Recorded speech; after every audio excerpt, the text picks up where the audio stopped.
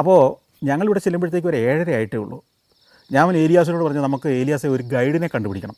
കാരണം ഇതിൻ്റെ ഓരോന്നിൻ്റെയും ചരിത്രം ഈ അക്സൂമിൽ തന്നെ ഏലിയാസ് ഒരു തവണയോ പറ്റ വന്നിട്ടുള്ളൂ, ഈ ഭാഗത്തേക്കോട്ട് വന്നിട്ടുമില്ല.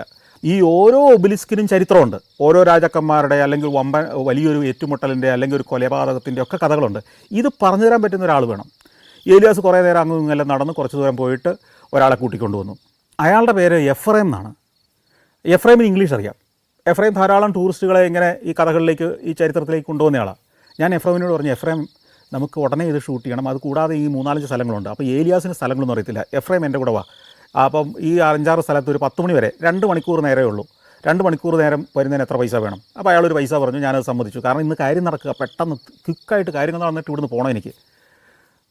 അപ്പോൾ ഒരു പ്രശ്നമുണ്ട്, ഈ നോർത്തേൺ സ്റ്റെലെ ഫീൽഡ് എന്ന് പറയുന്ന ഈ ആർക്കിയോളജിക്കൽ സൈറ്റ് 9 മണിക്ക് തുറക്കുകയുള്ളൂ. അത് ടിക്കറ്റ് എടുത്ത് കയറുകയും വേണം. ഞാൻ ചോദിച്ചു എഫ്രൈമിനോട് ചോദിച്ചു എന്താ ഇനി ഒരു വഴി?